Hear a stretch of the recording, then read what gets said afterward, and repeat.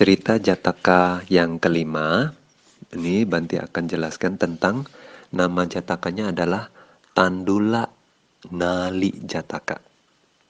Tandula Nali Jataka, ya. Jadi sebetulnya Tandula dan Nali itu dua-duanya adalah sejenis beras, ya, sejenis ya beras ya, nasi ya. Nah, jadi Jataka ini ada hubungannya sama beras. Nah, apa hubungannya kita akan tahu berikutnya, ya.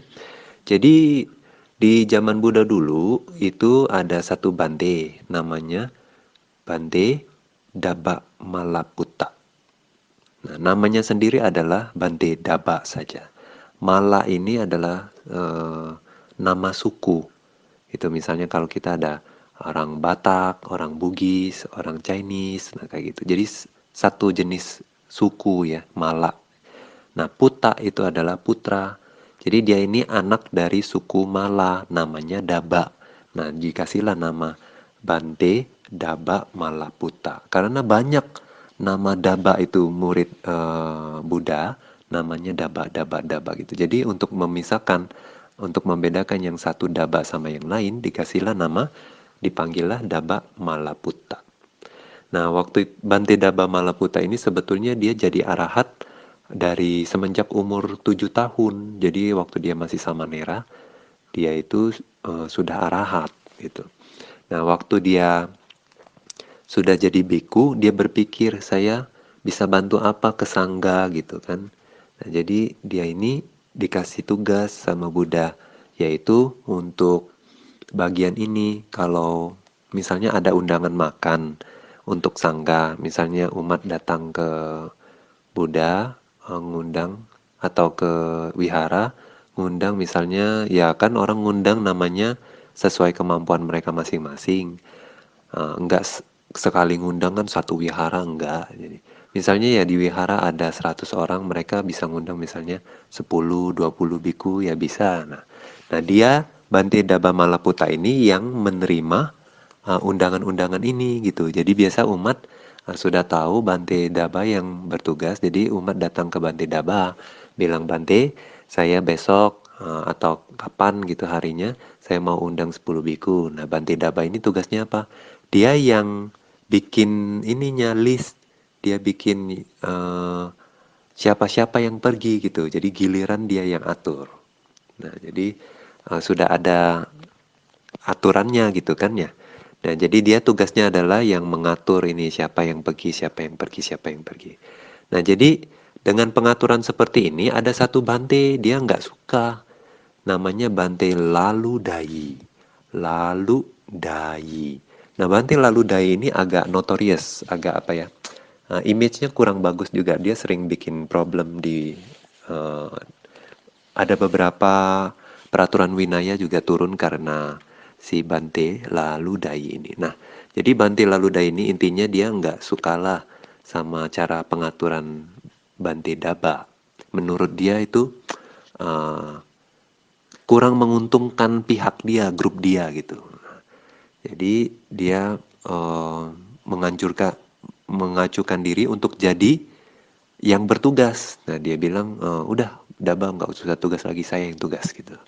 Nah tapi waktu dia dikasih tugas ini dia malah nggak mahir.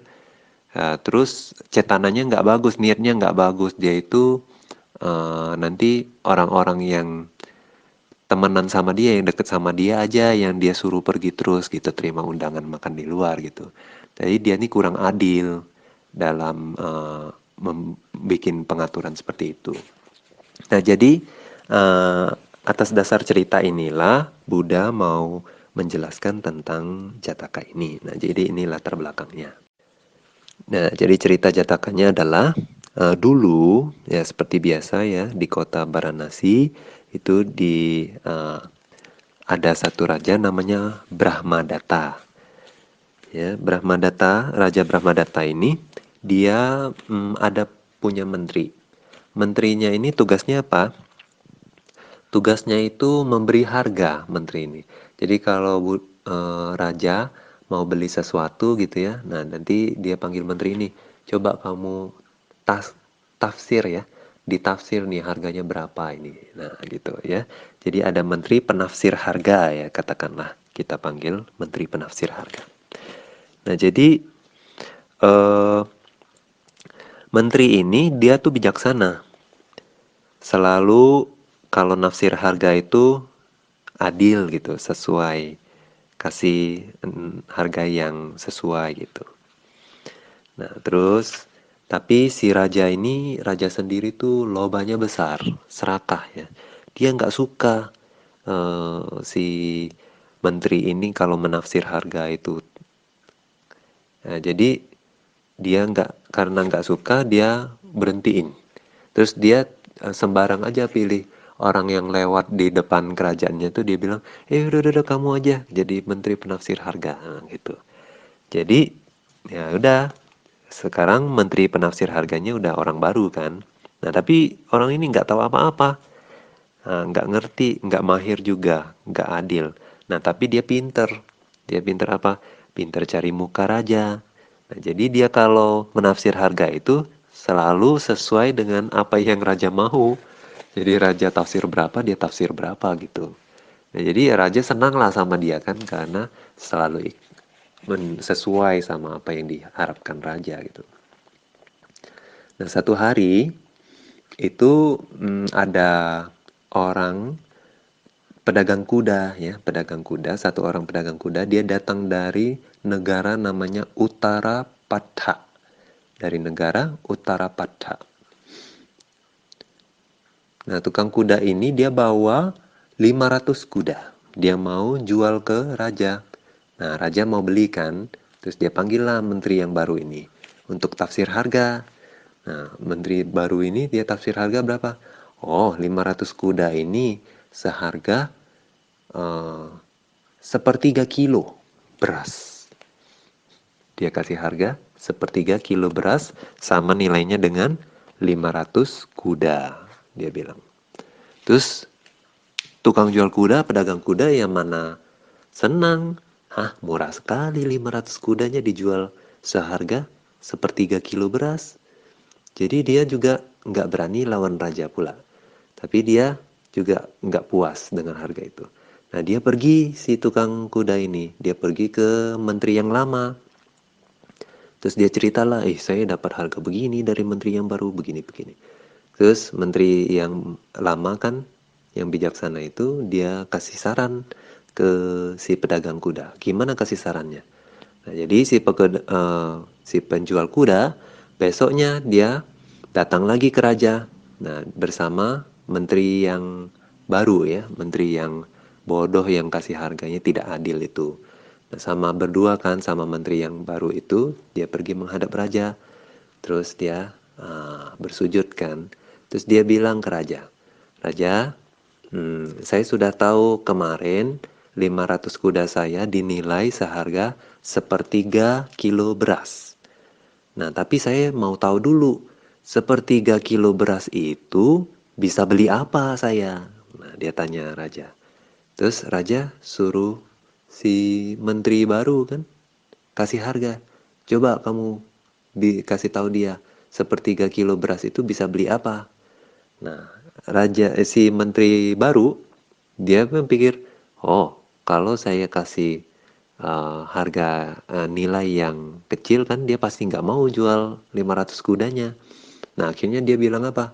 Oh, sepertiga kilo beras itu bisa beli tanah sebesar apa? 12 yojana. Jadi kota Benares itu katanya di dalam kota sendiri ya, maksudnya kotanya ya sebesar apa itu adalah 12 yojana. Nah, seperti yang sebelumnya Banti sudah jelaskan, katakanlah satu yojana itu 15 kilo ya. 12 yojana berarti 180 kilo. 180 kilo adalah luas kota Varanasi. Terus dia bilang nggak cuma itu, 3 yojana di luar kota Varanasi tanah. Jadi seluas apa tanah itu? 15 yojana berarti kan. Nah, 15 yojana ya kurang lebih berapa ya? 180 tambah 45, 225 kilometer tanah. Nah, dengan sepertiga kilo beras itu bisa beli 225 kilometer tanah. Dia bilang begitu. Jadi si raja malah malu. Dia bilang, kok kenapa malah dikasih begini? Nanti tanah satu kota ini dibeli sama tukang kuda ini. Terus akhirnya, menteri ini juga nggak beres nih. Dia ganti lagi sama menteri yang baru. Menteri yang baru ini dia ganti sama menteri yang lama. Jadi menteri lama kan naik pangkat lagi jadi menteri. Nah itu. Nah terus akhirnya di akhir cerita Jataka ini, Buddha jelasin bahwa menteri yang bijaksana itu adalah Bodhisatta, yaitu Buddha sendiri. Terus sedangkan si menteri yang baru, yang bodoh itu adalah calon Bante lalu Dai. Nah, jadi pesan moral apa yang bisa kita ambil dari cerita ini? Jadi, kalau orang yang bijaksana itu, pesan moralnya adalah orang yang bijaksana itu harus dikasih tempat yang sesuai. Nah, di dalam bahasa Myanmar ada pepatah du neya du, to neya to. Nah, artinya apa? Du itu adalah orang yang dami ya, bodoh, orang yang bodoh. Kalau orang yang bodoh dikasih tempatnya apa? Ya untuk orang bodoh. Sedangkan to itu adalah orang pintar. Nah, jadi kalau untuk orang pintar ya dikasih tempat ya untuk orang pintar gitu. Itu ada pepatah yang bilang begitu. Jadi intinya kalau kita tuh menempatkan orang atau memperkerjakan orang ya sesuai sama kemampuannya gitu.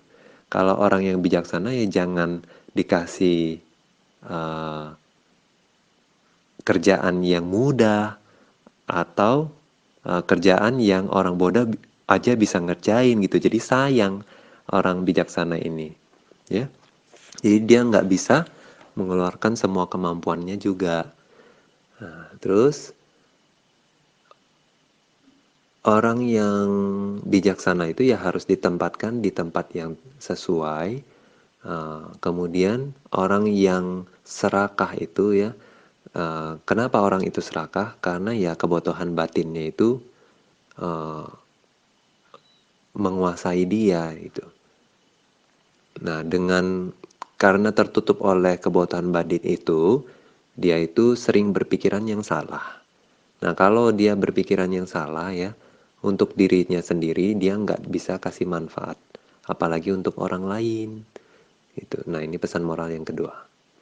Kemudian pesan moral yang ketiga adalah, jadi kalau kita itu sebagai orang yang membagi tugas, nah kita harus menempatkan orang-orang itu sesuai dengan kualitas mereka. Jadi kalau memang seorang itu tepat di tempat yang satu, nah atau di tempat yang tidak seharusnya kita harus pindahkan. Terus kalau memang ada tempat yang cocok untuk satu orang, nah itu memang kita harus tempatkan seperti itu. Jadi di tempat yang harus kita memuji, kita harus memuji. Di tempat yang kita tidak seharusnya puji, ya kita tidak seharusnya puji, begitu. Ya intinya kita sendiri harus bijaksana lah dalam menempatkan orang gitu. Kalau misalnya uh, di satu tempat, kalau orang itu nggak bisa hitung, ya jangan kita jadiin bendahara lah, begitu. Atau kalau orang ini rajin, tapi dia itu uh, kurang bisa mengambil keputusan, ya biasanya kita jadiin yang bagian yang nggak perlu mikir punya tinggal disuruh kerjain lah gitu. Jadi dia juga semangatnya luar biasa kan.